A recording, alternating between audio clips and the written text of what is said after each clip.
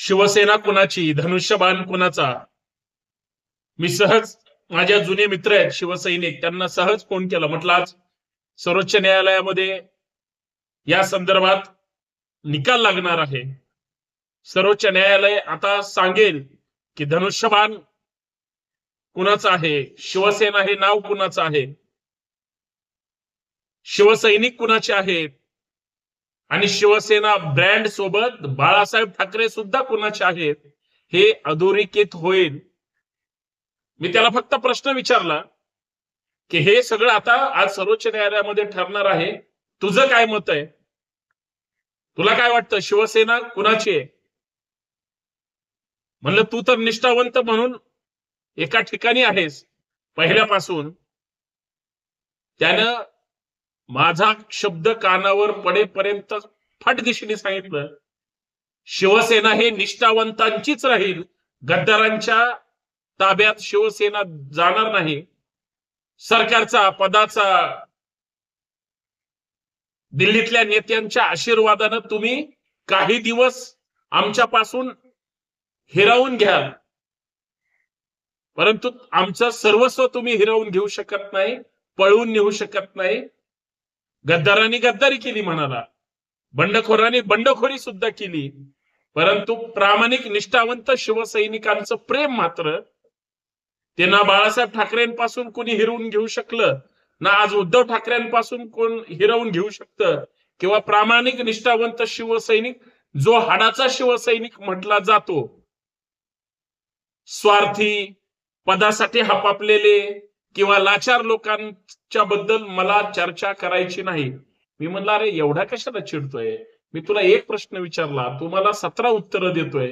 तो म्हणला आज जर सर्वोच्च न्यायालयामध्ये निकाल लागला, माझ्या मनात जी खदखद आहे कित्येक वर्षाची, मला ती बोलून कुठंतरी दाखवायची. म्हणलं माझ्याशी बोल. आणि तो सांगत राहिला, तो बोलत राहिला की म्हणला शिवसेना फुटल्यावर जेवढं त्या ठिकाणी त्रास झाला नाही, हे 40 आमदार पळून गेले किंवा खासदार पळून गेले, हे सगळे स्वार्थी आहेत. त्यांना अजून काही वाईट शब्द वापरले ते मी इथं बोलू शकत नाही. पण ज्यावेळेस कोर्टामध्ये किंवा हे प्रकरण शिवसेना नाव पळवलं गेलं किंवा धनुष्यबाण ज्यावेळेस पळवला गेला, त्यावेळेस हृदय चिरल्यासारखं झालं. म्हणला काय त्या उद्धव ठाकरेंनी एवढं पाप केलं होतं, उद्धव ठाकरेंनी असं कुठलं वाईट कृत्य केलं होतं जे त्यांना हे भोगायचं आलं किंवा पाहायचं आलं. मी सुद्धा काही क्षण स्तब्ध राहिलो की मी त्याच्या प्रश्नाचं उत्तर शोधत असताना प्रतिप्रश्न करत होतो. आदित्य ठाकरे एवढे वाईट आहेत का, रश्मी ठाकरे एवढ्या वाईट आहेत का, किंवा उद्धव ठाकरे एवढे वाईट आहेत का? आणि फक्त एकनाथ शिंदे साहेबच फार चांगले चारित्र्याचे किंवा धुतलेल्या तांदळासारखे आहेत वगैरे वगैरे प्रत्येकाच्या. आणि तो ज्या पद्धतीनं बोलत होता, म्हणलं ज्या बाळासाहेब ठाकरेंच्या सावलीमध्ये ही सगळी माणसं झिरोची हिरो झाली, ती माणसं त्याच ठाकरेंच्या पोराच्या, पक्षप्रमुखांच्या विरोधात बोलण्याची हिंमत यांची महाराष्ट्रात होतीये. आणि उद्धव ठाकरे हे सगळं सहन करतायत, याच्यानी मला वेदना होतात. म्हणजे मला असं वाटत होतं की मी याच्याशी विनाकारण प्रश्न विचारला, याला विनाकारण त्रास दिला, परंतु त्याच्यात तो मोकळा झाला. एक तो माझा मित्र एकटा एवढं बोलत होता, इतर शिवसैनिकांचं काय? तो म्हणला माझ्या मनामध्ये जेवढ्या वेदना होतात या शिवसेना फोडीच्या, चिन्ह पळवण्याच्या किंवा शिवसेनेसोबत गद्दारी केल्याच्या, जय महाराष्ट्र म्हणलं तरी महाराष्ट्राला कळायचं हा शिवसैनिक आहे म्हणून. ठाकरेंचा शिवसैनिक आहे हे सांगायची गरज पडत नाही. आता सांगावं लागतं किंवा समोरचा हटकून विचारतो शिंदे सेना की ठाकरे सेना. म्हणजे आमच्या घरात ही झालेली वाटणी मनाला बोचणारे. मी म्हणलं तसा विचार केला तर सगळे मोठे मोठे नेते शिंदे साहेबांसोबत गेले, काय आहे तुमच्याकडं? तो म्हणला आमच्याकडे काय असो नाही तर नसो, आमचा स्वाभिमान आम्ही गहाण ठेवलेला नाही, आम्ही गद्दार म्हणून आमच्या कपाळावर शिक्का नाही, आम्हाला कोणीही बंडखोर म्हणू शकत नाही, लाचार म्हणू शकत नाही आणि सत्तेसाठी कुणासोबतही तडजोडी करणारे अजिबात म्हणू शकत नाही. आता तो जरा जाणता नेता म्हणजे मुरब्बी राजकारणी थोडाफार आहे. मी म्हणलं मग तुम्ही नाही का महाविकास आघाडी सोबत गेला? म्हणलं आम्ही पक्ष फोडून नाही गेलो, आम्ही महाराष्ट्राच्या हितासोबत गेलो आणि आमच्या नेत्यांनी सांगितलं ना आमचं शेंडी जाणव्याचं हिंदुत्व नाही तर महाराष्ट्रातल्या भूमिपुत्रांच्या न्याय हक्काचं हिंदुत्व आहे. बाद झाला आम्हाला म्हणला. काही अंशी त्याचं सगळं बरोबर होतं. मी एक प्रश्न विचारला, त्यांनी 10 उत्तरं दिली आणि त्यांनीच 10 प्रश्न निर्माण केली जी मी परत विचारली, त्यांनी त्याचंही उत्तर दिलं. फक्त त्याचं एवढंच म्हणणं आहे, माननीय सर्वोच्च न्यायालयावर आमचा प्रत्येकाचा विश्वास आहे, तुमचा आमचा इथल्या न्याय व्यवस्थेवर अजून सुद्धा विश्वास आहे. जे इलेक्शन कमिशनला विकत घेऊ शकतात ते न्यायपालिकेला विकत घेऊ शकणार नाहीत. असा त्याचाच काय प्रत्येकाचा तुमचा माझा तोच अंदाज आहे की न्याय व्यवस्था ही सर्वोच्च आहे. आमच्या इथं न्याय विकला जात नाही, निकाल त्या ठिकाणी काय लागतात ह्याच्यावर सगळं अवलंबून असतं.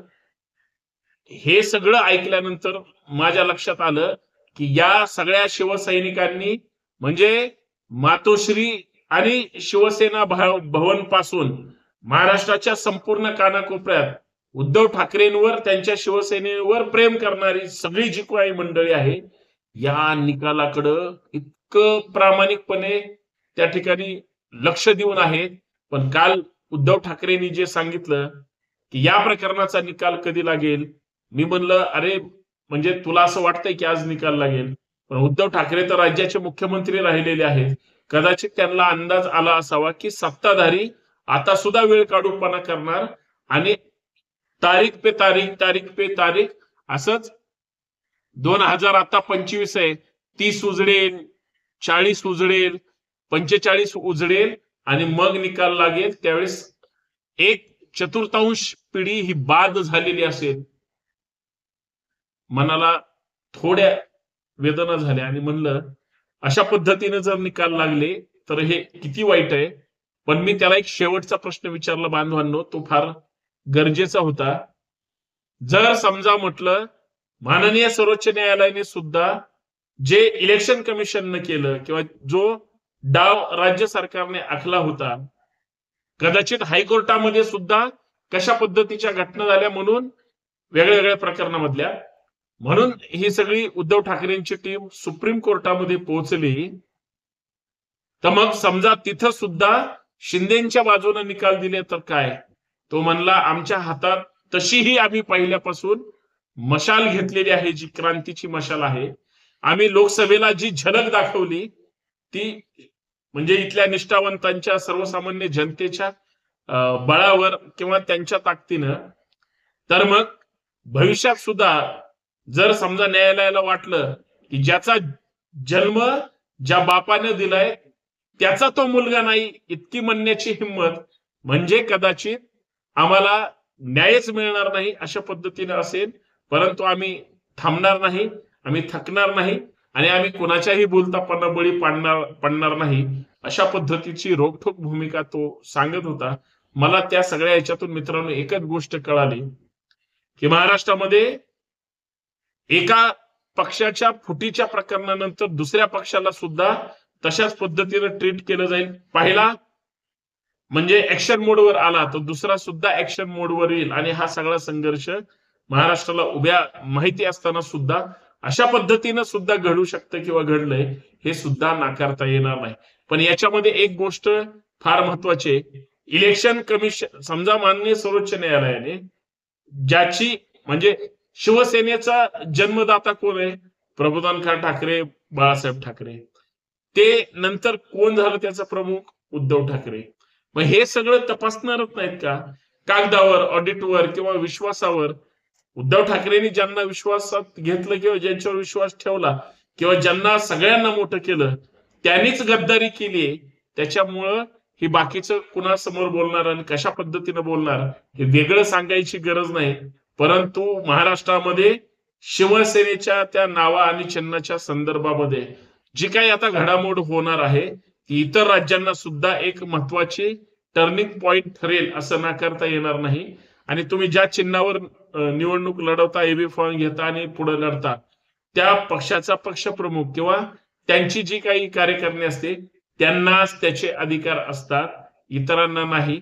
परंतु सध्या प्रत्येक प्रोडक्टचेच डुप्लिकेशन झालेत म्हणल्यावर पक्ष संघटनेचं डुप्लिकेशन व्हायला हे वेळ लागणार नाही आणि ते घडलं. परंतु न्याय हा सर्वोच्च न्यायालय देणार आहे, निकाल हा जनतेसमोर येणार आहे. पण ज्या पाचर मारून ठेवलेल्या आहेत माननीय न्यायालयाने ते कधीच बाहेर निघणार नाही किंवा संपूर्ण खरी माहिती ही दिशाभूल करणारी ठरेल अशा पद्धतीचं त्या ठिकाणी सगळ्या गोष्टी आहेत असं वाटतं. बघूया भविष्यात काय होतंय. परंतु ठाकरेंची सेना की शिंदेची सेना हे काहीच वेळा क्षणात किंवा दिवसात कळेल. धन्यवाद.